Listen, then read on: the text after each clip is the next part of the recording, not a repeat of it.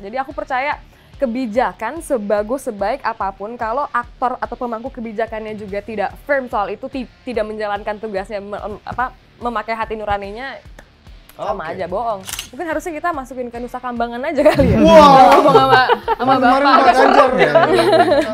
Sekalian gitu. Sekalian Karena ya, bukan koruptor doang ya. karena impactnya jangka panjang dan seumur hidup dia gitu kan. Jadi mungkin harus dikasih sanksi yang benar-benar tegas gitu. That's why kenapa Pak Ganjar selalu memberikan spotlight untuk perempuan, manula, juga anak-anak, karena sebegitu pentingnya ini kayak untuk fondasi membangun satu bangsa kan. Aku selalu percaya ada kata-kata bijak di mana when you save a woman, you save the world, you save the nations. Jadi segitu pentingnya peran perempuan untuk membangun bangsa gitu. Kalau ngomongin perempuan tuh emang agak aku tuh ya. Karena kan Pak Ganjar itu kan pemimpin yang satunya pemikiran, satunya perkataan dengan perbuatan. Wow. Tepuk tangan dong penonton.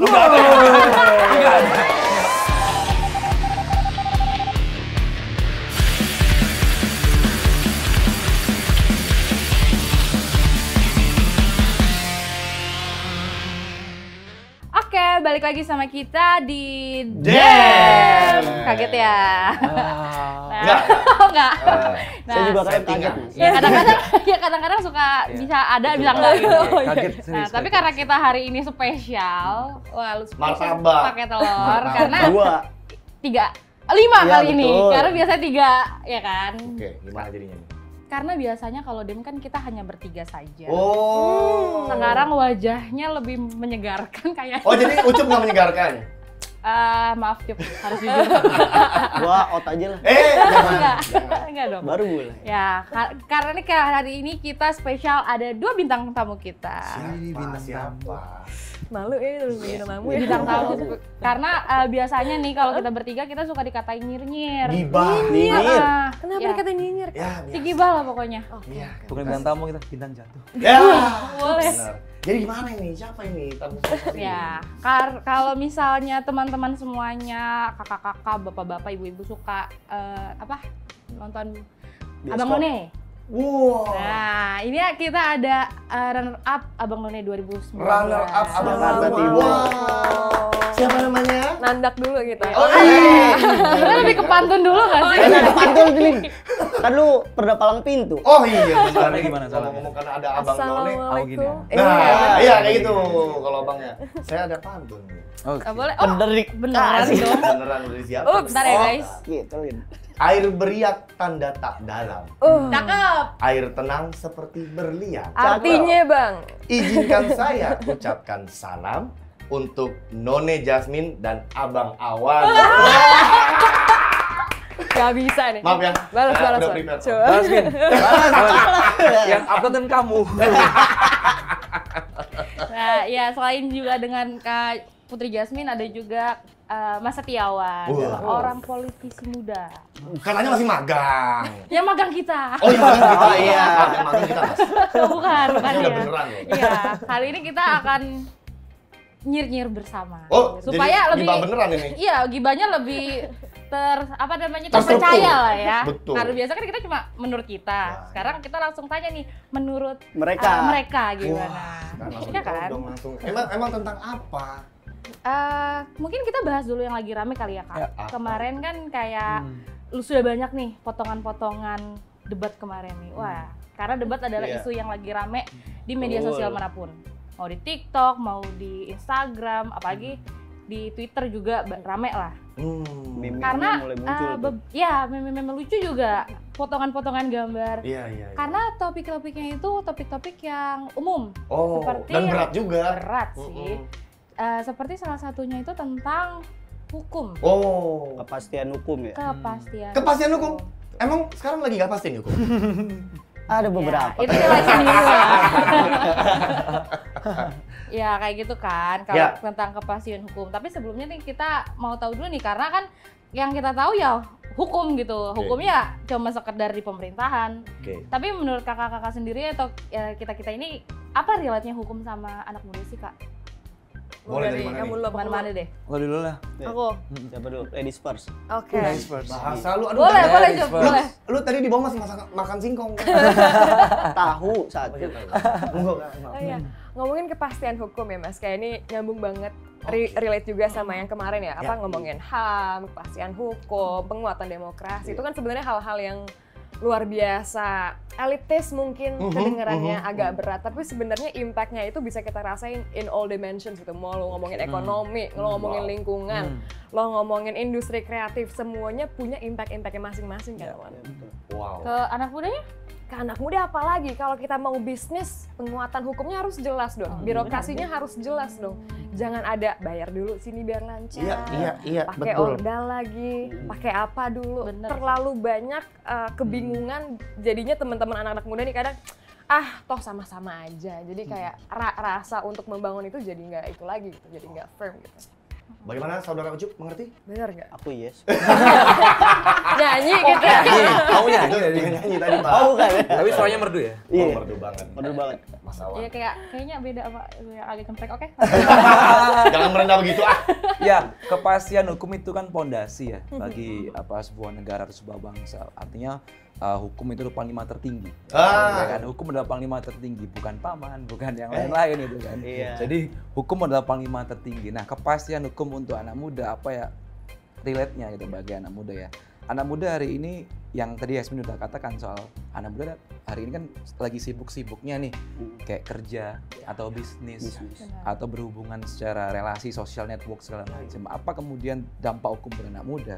Anak muda perlu kepastian hukum dalam itu tadi izinnya jelas, kemudian reward punishment-nya jelas bagi kemudian pelaku UMKM, pelaku startup segala macam. Terus kemudian kepastian hukum dalam hal misalnya gini.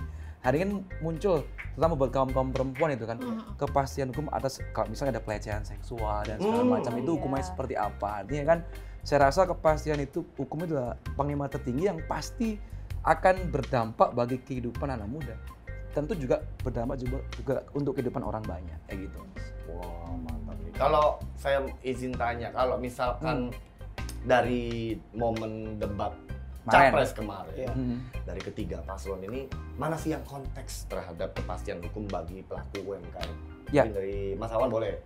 Pak Ganjar dan Pak Mahfud itu kan jelas artinya mereka secara background akademiknya mereka itu adalah sarjana hukum, master hukum. Artinya kan tentu kalau misalnya Pak Ganjar dan juga Prof Mahfud ini adalah makanan mereka gitu kan.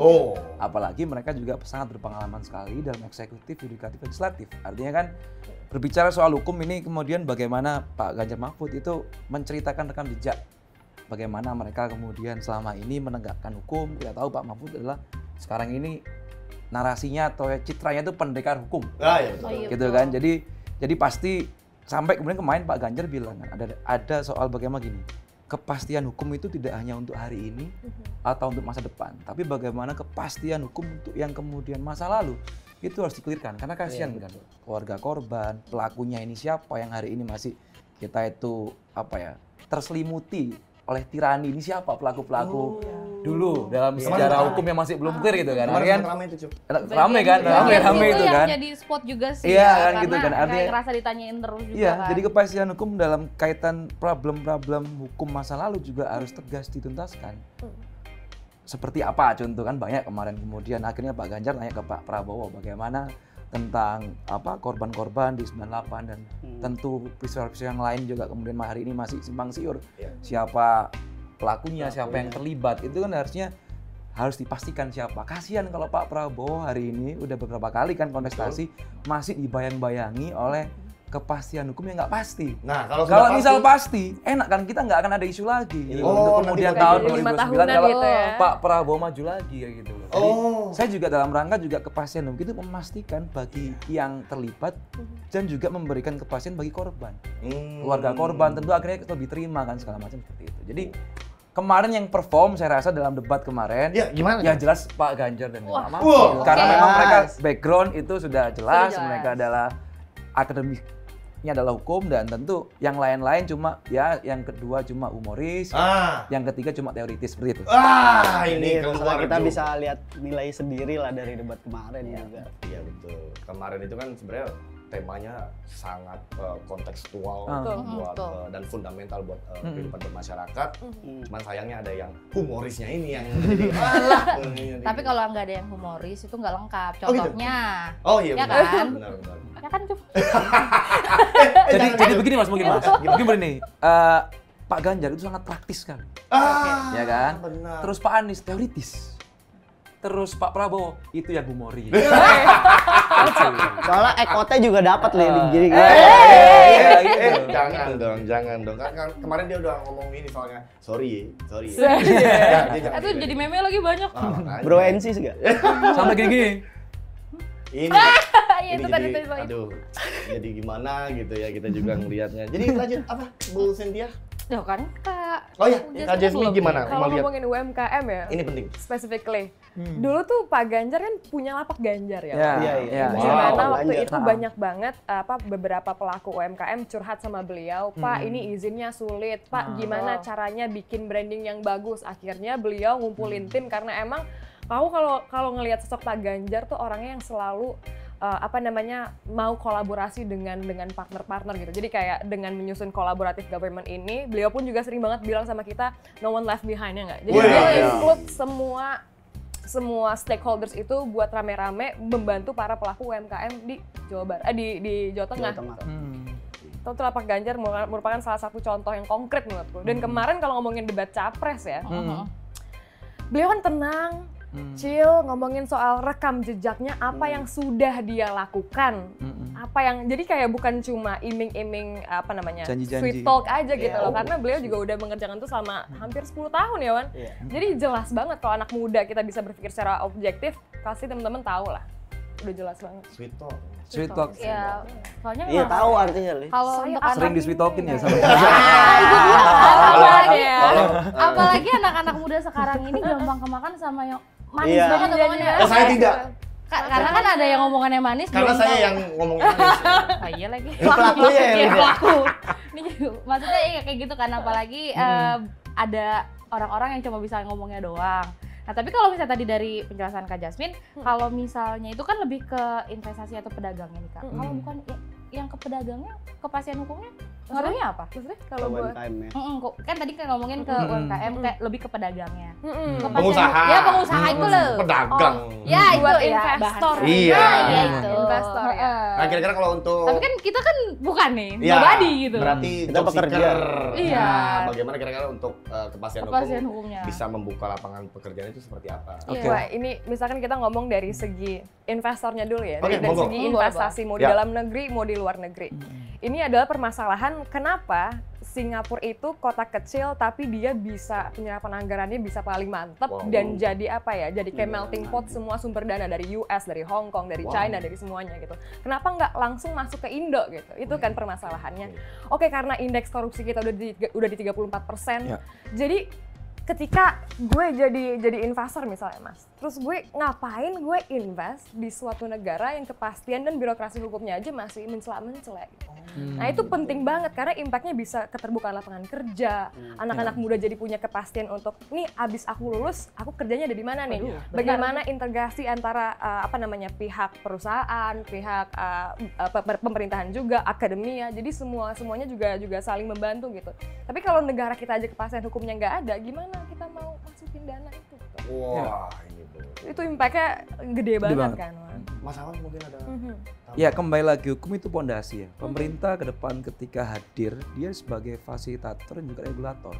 Regulasi itu menjadi pondasi untuk kemudian ini gimana sih iklim usaha yang ada di negara ini. Yang tadi disampaikan Jasmine soal bagaimana investasi. Kepastian hukum itu menjadi pondasi dalam artian begini.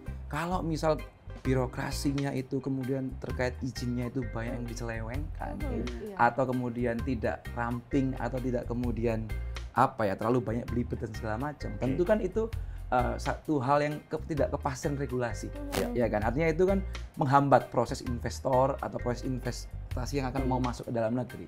Jadi kepastian hukum ini salah satu kunci bagaimana juga di sini peran penting bagaimana nanti ketika kita bilang Pak Ganjar Mahfud ya, dalam programnya dia itu mau selain memastikan hukum, dia mau sikat korupsi. Dengan adanya kemudian digitalisasi birokrasi yang akhirnya regulasi dalam artian izin dan segala macam dipermudah. Artinya ini mengurangi kan sebenarnya upaya-upaya korupsi, upaya-upaya orang dalam yang uangnya biasanya di bawah meja. Gitu kan. Artinya kan itu akan mengurangi proses-proses itu, praktek-praktek itu. Jadi konsentrasi Pak Ganjar Mahfud ke depan adalah bagaimana satset yang seperti kemarin baju Ya, Pakai tadi bajunya betul. satset tas itu dalam rangka untuk kemudian di sini memberikan angin segar untuk kepada investor-investor itu supaya silakan Anda invest di Indonesia karena regulasinya hari ini kita pastikan aman. Dan juga kemudian di sini kita memang lagi butuh lapangan pekerjaan yang besar bagi anak muda yang hari ini kita ada di angka demografi tinggi kan. Jadi memang ini akan segera dibuka dan saya rasa hukum itu adalah pondasi dan Pak Ganjar dan Pak Mahfud itu yang paling bisa mengeksekusi dengan baik. Wah. Pak Mahfud satu-satunya tokoh yang pernah menjadi trias politika ya. Iya. Coba Iya. cari mana lagi. Ya eksekutif, yudikatif, Iya. legislatif, yang lain-lainnya kan Masih masih lomba debat aja. jadi Menhan, ketua MK, Bos. Iya, luar biasa. Kan lomba debat, Mas. Iya. Ya masalahnya kan kalau ya Mas Awan tadi bilang lomba debat, tapi kan bagaimanapun juga kan 02 itu kan berpengalaman dalam Lomba debat. Ya, Loh, kalau gimana? kita melihat Pak Prabowo sangat berpengalaman dalam lomba debat. Loh, kok Kemarin itu sangat sayang sekali, padahal udah pernah lomba debat 9 atau 10 kali ya. Iya. Di kontestasi sebelumnya, tapi kok kemarin kayak masih nggak perform gitu loh, masih kurang nendang gitu loh. Artinya kan itu sayang sekali padahal kita Tidak udah tahu lah. memanfaatkan momentum. Iya, udah sering lah dia ikut lomba debat di sebelumnya gitu kan. Yang resmi diselenggarakan oleh KPU ya. Jadi ketika beliau mungkin jadi cawapres tahun 2009, 2014 juga jadi pilpres, 2019 juga pilpres juga. Artinya kan udah 3-4 kali ya, momentum itu dia terlibat dalam debat, tapi ya itulah kurang perform ya. kurang perform. Mungkin 2014 dia kayak pengen jadi kayak Diponegoro gitu kan. Wah. Oke. Terus 2019 dia pengen kayak Jenderal Sudirman gitu, Wow, pakai baju gini. baju. 2024 dia kayaknya kemarin pengen jadi Pak Jokowi. Dan akhirnya Gagal semua. Karena tidak jadi dirinya sendiri, Li. Iya, Tuh. sayang banget ya. Mungkin nanti dicoba di Pilpres mendatang. Iya. 2019. Oh, kalau dia masih ada ya? Enggak, masalahnya kemarin tuh dari beberapa cuplikan tuh ada menyebutkan bahwa dari Ya. 3 pasangan yang paling banyak menyebut nama dan prestasi Pak Jokowi Iya, ya hanya iya. 02. Emang dia nggak ada prestasinya? Saya tidak tahu. Oke, lanjut Kan berarti. beneran julid kan? Itu Ini ya. Gua nanya, gua nanya. Padahal kita berusaha ngomongin sesuatu yang bagus. malu loh, jangan yang bercanda. Ketahuan julidnya. Orang-orang Maaf ya kakak-kakak. oh itu kelihatan pinter dikit loh. Oke, mungkin balik ke topik kali Ah, iya, ya. gimana itu, Mbak Cynthia? Kan gue jadi lupa tadi mau ngomong apa. Hmm. Nah, apa namanya Soal tadi kepastian hukum. tadi memang kepastian hukum ternyata untuk ke kitanya anak muda juga yang bukan pengusaha itu relate. Iya. Cuma Betul. memang ya gitulah kita ini anak-anak muda cuma sekedar ya udah nggak ada ngaruhnya ke kita padahal kalau misalnya kita tonton tuh ternyata ada ngaruhnya juga ya. Ada. Sangat berpengaruh Nah, sih. tapi tadi kan lebih ke investor, pedagang kayak gitu. Pengusaha. Kalau misalnya ke topik yang lain gitu, kalau ngomongin kepastian hukum kayak tentang hukum pembakaran hutan gitu. Oh, kepastian Kan harus hukum ada kepastian Iya, iya. juga terhadap kan? lingkungan, Mas. Iya, iya. Apalagi sepakat. kemarin ada kasus pembakaran hutan juga tuh. Oh, gua tahu itu si Ucup yang di Bromo itu. Beda. Yang nyalain Beda. flare. Pak, itu flare bukan gua, Bang. Oh, bukan. Oh, kirain. Oh, yang nikah tuh lu ya? Oh, bukan. Bukan. Dia Beda orang. Dia fotografernya. Iya, saya fotografer ya. Ya nih, saya tambahin. Jadi ini kasus lingkungan ini terus, Pak. Jadi Ya. kayaknya belum ketemu nih formulanya seperti apa nih. Mungkin ada yang ditawarkan dalam gagasan Pak Ganjar atau Pak Mahfud dari Pak Yasmin atau Mas Awan. Ya kalau soal kepastian hukum dan isu lingkungan ini kan isu yang sedang digandrungi oleh anak muda ya. Itu. Betul. Isu lingkungan ini kan soal bagaimana kemarin yang viral di Bromo ya. Itu Iya. orang-orang mau prewed segala macam, terus kemudian akhirnya berdampak kepada ekosistem alam di sana. Iya, Mas. Akhirnya yang tersangka itu adalah WO-nya dan juga yang wedding juga Iya, itu iya, malah akhirnya. Tapi kan ternyata di Indonesia hari ini kan no viral no justice ya. Oh, Lagi iya, tren ya. betul. Jadi Betul. sesuatu yang kemudian hari ini booming atau viral itu baru cepet tuh pelaksanaan hukumnya atau penegakan hukumnya baru Itu cepat. dia. Kalau kemudian nggak viral-viral itu baru kemudian lama. Ah. Ya kan artinya ini butuh apa ya? Butuh kemudian kesadaran bersama saya rasa. Kita berbicara soal hukum, berbicara juga efek hukum pada lingkungan. Ini artinya kan dibutuhkan kesadaran kolektif, bukan kemudian yang si penegak hukum aja. Iya. Tapi untuk seluruh anak muda, seluruh lapisan masyarakat juga tahu lah.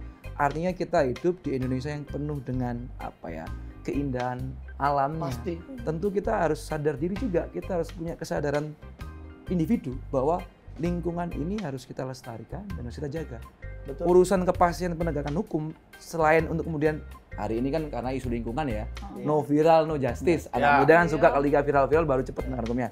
Tapi ya apapun itu, walaupun situasi di tempat itu atau ada kasus atau isu yang misal di desa mana gitu kan ya, itu ada kayak mungkin ada penebangan apalah segala macam.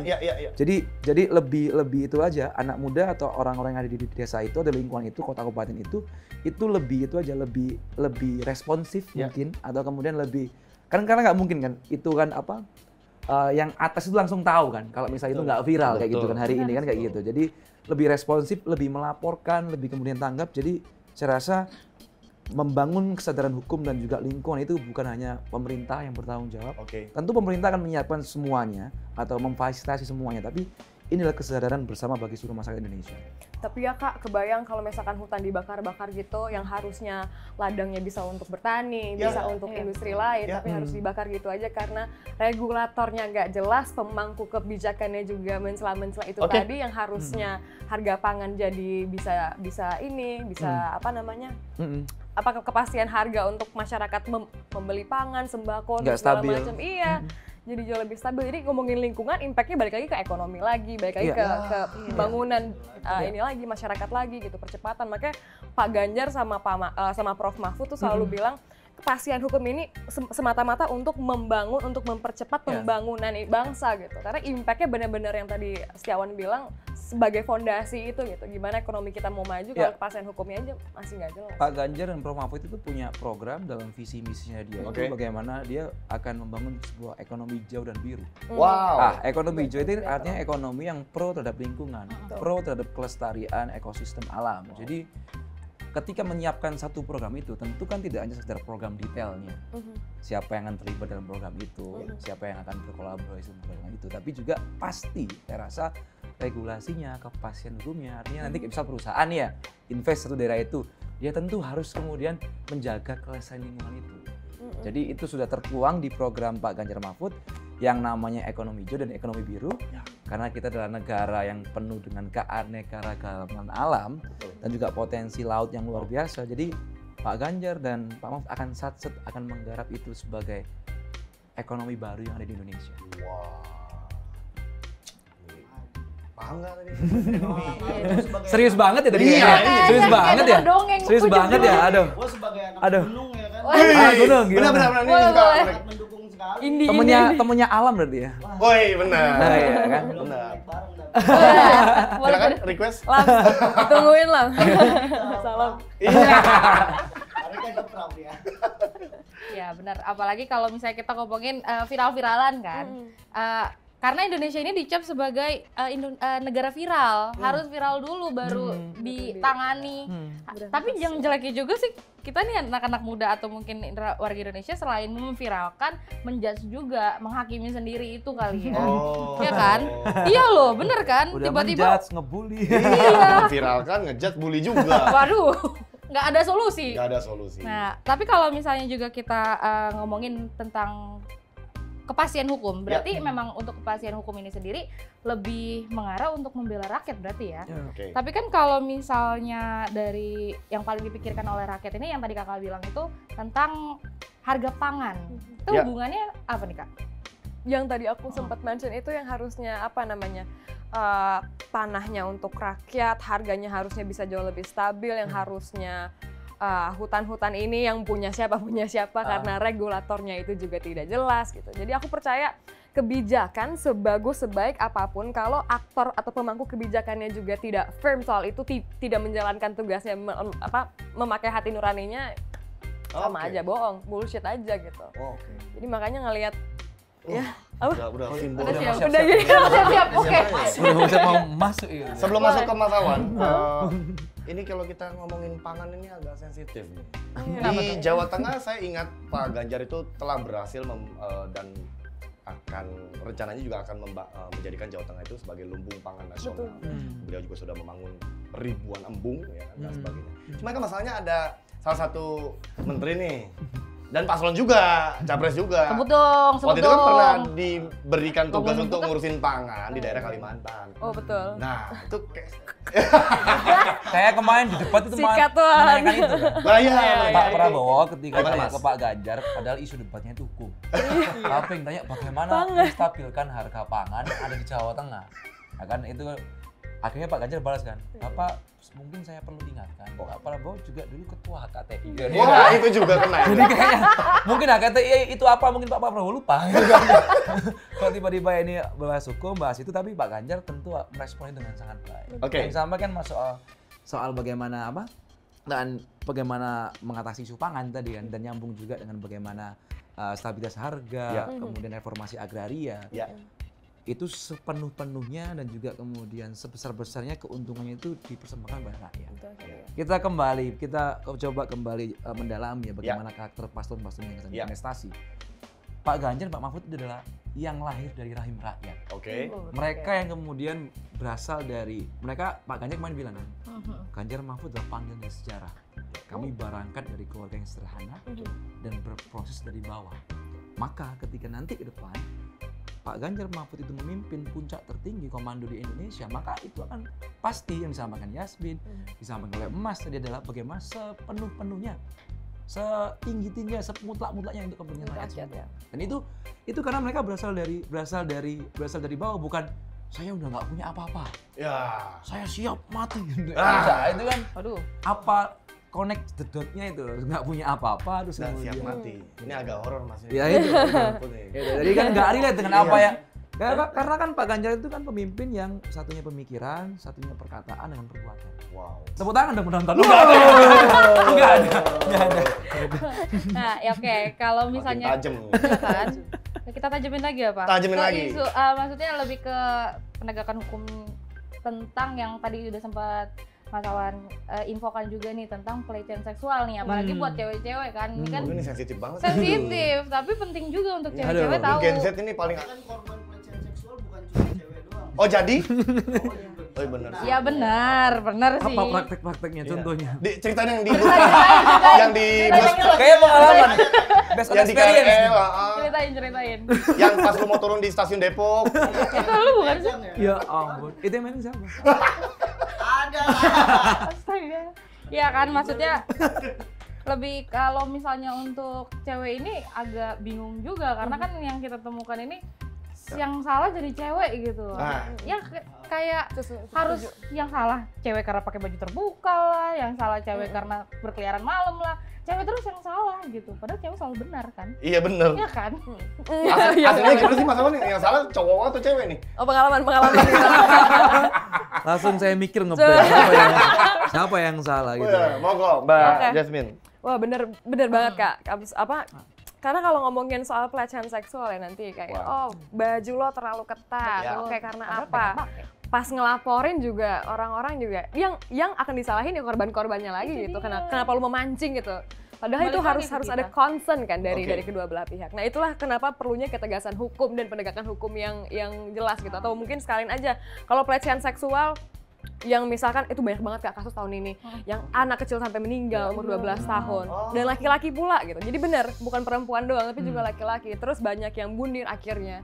Banyak yang karena merasa dirinya udah nggak berharga lagi gitu. Iya, sanksi sosial. Mungkin harusnya kita masukin ke Nusa Kambangan aja kali ya. Ngomong sama Bapak. Sekalian gitu. Karena koruptor doang ya. Karena impactnya jangka panjang dan seumur hidup dia gitu kan. Jadi mungkin harus dikasih sanksi yang benar-benar tegas gitu. That's why kenapa Pak Ganjar selalu memberikan spotlight untuk perempuan, manula, juga anak-anak karena sebegitu pentingnya ini kayak untuk fondasi membangun satu bangsa kan. Aku selalu percaya ada kata-kata bijak di mana when you save a woman, you save the world, you save the nations. Jadi segitu pentingnya peran perempuan untuk membangun bangsa gitu. Kalau ngomongin perempuan tuh emang agak sensitif tuh ya. Iya, kita juga makanya nggak berani ngebahas isu perempuan kalau lagi sama dia. Karena butuh banget emang perempuan ini untuk kepastiannya. Iya. Selalu disalahkan gitu. Iya sih. Pantesan aja cewek selalu minta selalu benar gitu. Iya. Karena dihukum disalahkan terus. Bagaimana nih Mas Awan tanggapannya? Iya. Akhirnya dapat sekarang saya jawabannya. Ini.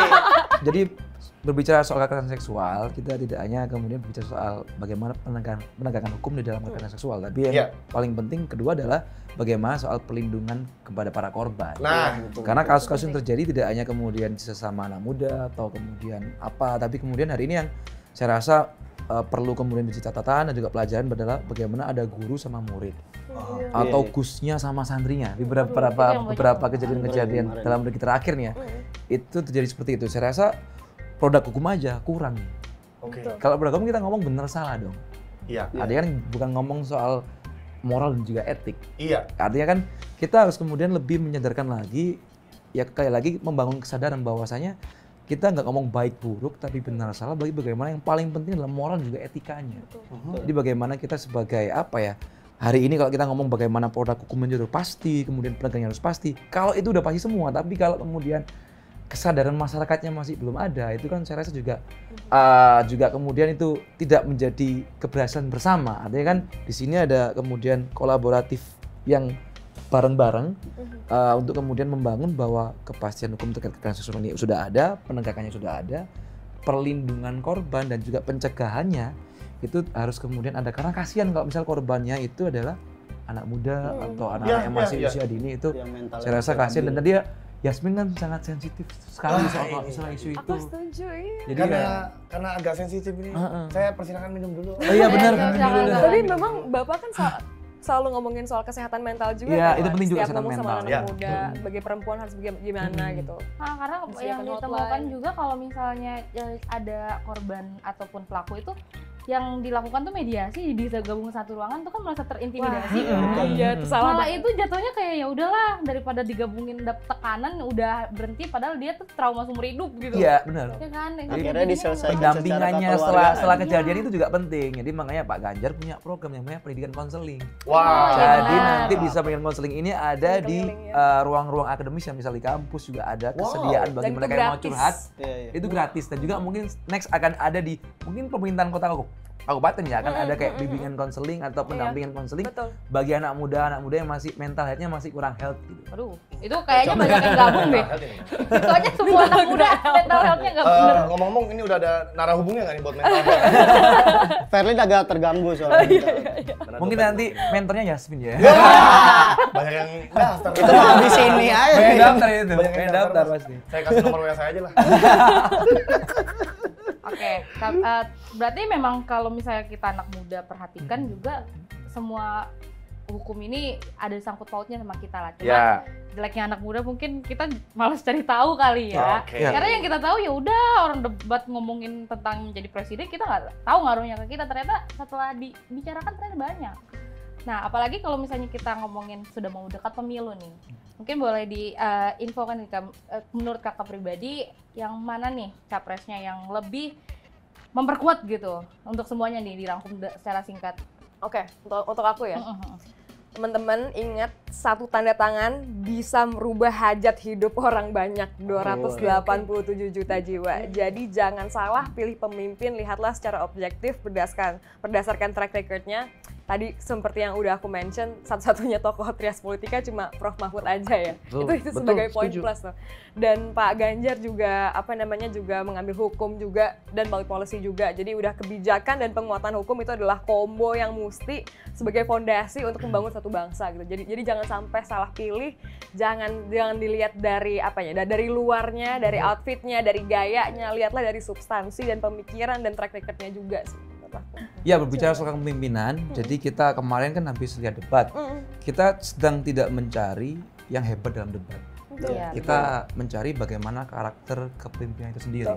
Pak Ganjar dan Pak Mahfud adalah salah satu pemimpin, satu-satunya pemimpin yang kemudian itu mampu untuk menyelaraskan dan memadukan bagaimana apa yang dipikirkan, apa yang dikatakan, apa yang juga akan dilakukan. Jadi karakter itu yang kemudian diperlukan sebagai bangsa yang besar ini untuk kemudian akan melanjutkan sampai kemudian ke 2045 seperti 2045 TV. Masuk. Indonesia masuk. Bukan Indonesia cemas. Kita butuh kepemimpinan nasional yang progresif, yang inklusif, merangkul semua lapisan masyarakat.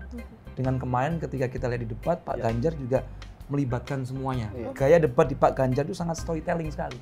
Dia bercerita bagaimana kejadian yang ada di pendeta di Papua, bagaimana kejadian anak muda yang diserang segala macam lah. Kemudian bagaimana dia bercerita juga tentang bagaimana kasus-kasus di ibu-ibu dan juga lansia. Dia di situ mention semua. Dia ngomong ke masyarakat bahwa kita atau Pak Ganjar dan Pak Mahfud tidak sendiri untuk meneruskan negeri ini, tapi kita bareng-bareng menyebutkan semua kita akan lebih baik, dan Pak Ganjar dan Pak Mahfud adalah pemimpin yang paling satset dan tastes untuk gerak cepat Indonesia unggul. Wah, ini sadis. Satu lagi Mas, saya agak penasaran. Ini menuju closing nih Mas. Soalnya narasumbernya keren banget. Emang harus bener-bener dikulik, Lin. Harus dikulik, bener. Kayak begini, Lin. 30 menit itu nggak cukup. Jadi closing statement Pak Ganjar kemarin yang saya notice itu salah satunya adalah membahas soal penegakan demokrasi. Bahwa beliau menyebutkan beberapa nama, ya kan, dan dengan firm beliau mengatakan saya berdiri bersama korban. Tanggapannya? Ya, itu standing point yang sangat tegas. Artinya tidak hanya merakyat ya, tapi dalam tampilan atau gestur yang disampaikan Pak Ganjar di closing itu membuktikan ketegasan Pak Ganjar. Itu tadi, dia ketika setelah storytelling, dia langsung mampu untuk saya akan menuntaskan ini, saya akan mempercepat untuk penyelesaian kasus ini, saya akan berpihak kepada pihak korban. Artinya itu kan dari seluruh yang kemudian disampaikan oleh Pak Ganjar, itu ada yang kemudian rasa, tidak soal kata, tapi rasa yang disitulah Pak Ganjar adalah pemimpin yang mampu untuk membersamai semua masyarakat. Wow. Apalagi waktu dia ngomong gini ya, tugaskan kami. Kami. Suruh kami. Tuanku ya rakyat, itu bener banget, jelas banget. Ini agak beda nih kalau yang Pak Ganjar ini kan tugaskan kami. Kalau yang sana kan saya sudah tidak tahan 20 tahun jadi oposisi. Saya tidak punya apa-apa. Saya siap mati. Ini agak ngeri juga Mas itu. Ngeri banget, Lin. Jadi Mas, Lin. Jadi himbauan buat anak-anak muda gimana nih supaya kan kita akan ada next debat lagi ya. Himbauan buat anak-anak muda sih lebih baik ya para nonton debatnya sih biar lebih ngelihat nih secara objektif mana yang benar-benar bakal lu pilih ke depannya dan bakal ngebuat Indonesia lebih maju. Wah, ini dari sini udah sangat clear penjelasannya, sangat substansial, konteks banget dengan kebutuhan anak-anak muda zaman sekarang. Karena kan katanya pemilu 2024 ini pemilunya anak muda kalau kurang lebih. Betul. Waduh, jadi ini sangat penting banget. Oke lah teman-teman, terima kasih Mbak Jasmine. Mas. Terima kasih matur nuwun. Matur nuwun. Sukses untuk kegiatan selanjutnya dan tetap berjuang semangat supaya pastinya ini kan tetap menang. Tersirat. Ya. Terima kasih teman-teman udah menyaksikan Dem, dan jangan lupa like, comment, subscribe. Tonton kami di episode selanjutnya. Sampai ketemu lagi sama kita di Dem.